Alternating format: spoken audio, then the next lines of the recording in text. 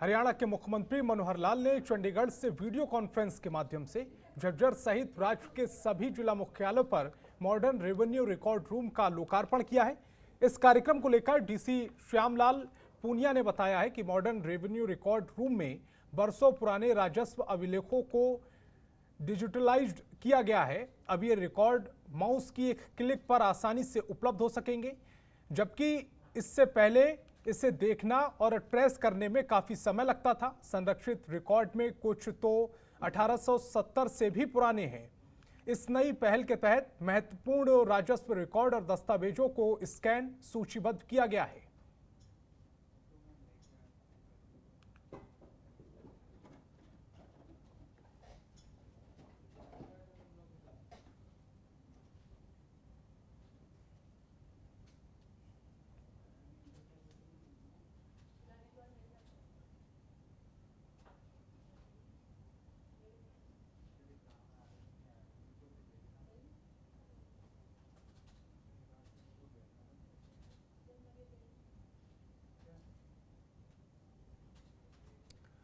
तो modern revenue record room का लोकार्पण किया है और इस दौरान ये बताया गया कि जो दस्तावेज है, पुराने दस्तावेज हैं, अब उन्हें आसानी से माउस की एक क्लिक पर हासिल किया जा सकता है। इस दौरान ये भी बताया गया कि कुछ दस्तावेज ऐसे हैं जो 1870 के दौरान के हैं और ऐसे में उन्हें ढूंढना, उन्हें इकट्ठा करना एक बड़ा चैलेंज होता है, लेकिन अब एक क्लिक के जरिए इसे आसानी से हासिल किया जा सकता है।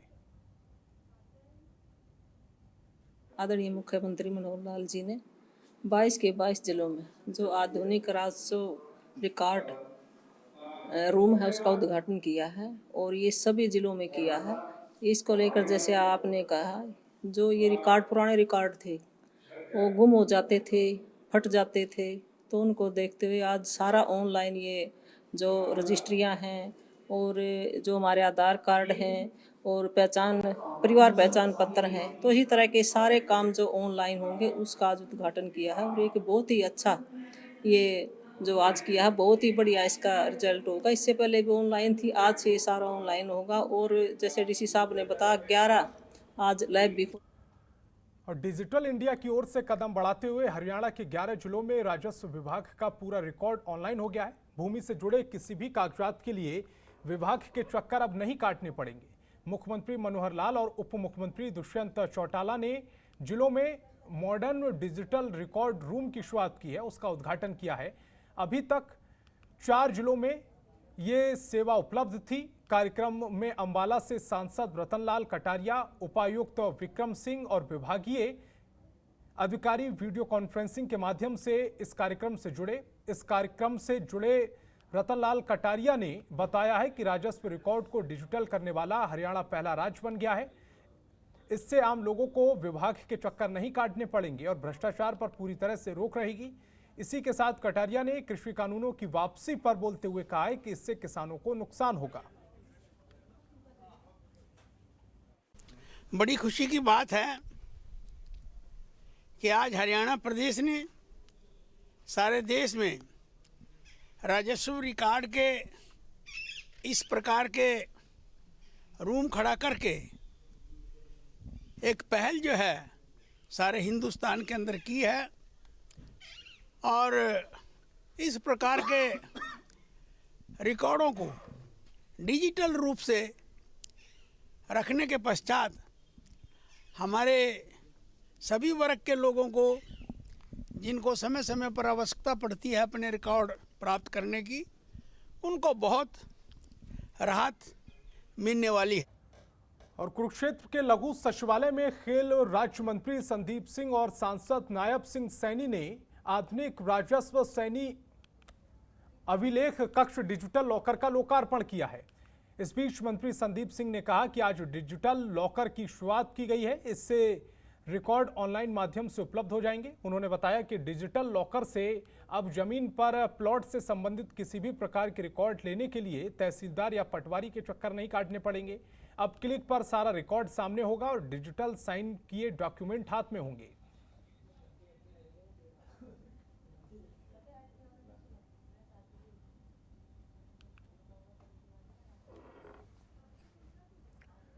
और कुरुक्षेत्र के वात्सल वाटिका शिक्षण संस्थान में खेल राज्य मंत्री संदीप सिंह पहुंचे। इस दौरान उन्होंने कहा कि वात्सल वाटिका शिक्षण संस्थान गुरु शिष्य परंपरा का अनुसरण कर रही है और यहाँ के संस्थापक स्वामी हरिओम प्रबंधक बहुत कुछ कर रहे हैं। उन्होंने कहा है कि शिक्षा दुनिया का सर्वोत्तम दान है और संस्कार से बड़ी कोई शिक्षा नहीं होती। इससे हरिओम बच्चों को दे रहे हैं। उन्होंने शिक्षा वह धन है जो आजीवन साथ रहता है और कभी नष्ट नहीं होता। अच्छी बातें की। भारतीय सभ्यता में हमारे संस्कार जो हैं उसको लेकर बहुत सी महत्वपूर्ण बातें बताई गई और संगठन जब बना तो वो किस रूप में बना था और क्या नीति थी और क्या मोटिव था उसके बारे में भाई साहब ने बताया। लेकिन उसमें मैं एक चीज थोड़ी सी ऐड करना चाहूँगा, शायद उनके पास समय भी कम था, कि गुरु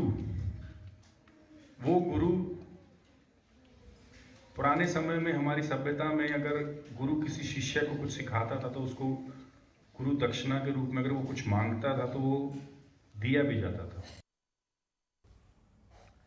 और पंजाब की कोयल कही जाने वाली पंजाबी लोक गीतों की रानी गुरमीत बावा का बीमारी के चलते निधन हो गया है। आपको बता दें कि उन्होंने अपनी आवाज के दम पर कई नेशनल अवार्ड भी जीते हैं। वहीं उनकी बेटी ग्लोरी बावा ने बताया है कि पिछले कुछ समय से वो बीमार चल रही थी। उनकी कमी कभी पूरी नहीं हो सकती। इस खास हस्ती की मौत से राजनीति से लेकर सामाजिक संगठनों ने भी अपना गहरा शोक व्यक्त किया है। पंजाब के मुख्यमंत्री रणजीत सिंह चन्नी ने भी ट्वीट कर गुरमीत बावा के निधन पर गहरा शोक जताया।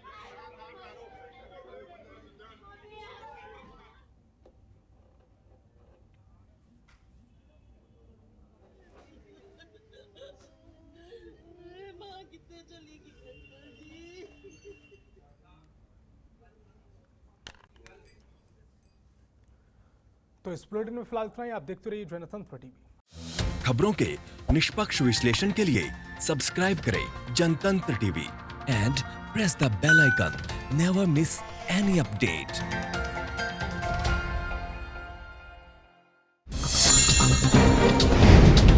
डाउनलोड कीजिए जनतंत्र टीवी ऐप को, जो कि अवेलेबल है गूगल प्ले और ऐप स्टोर पर। अधिक जानकारी के लिए अभी डाउनलोड करें।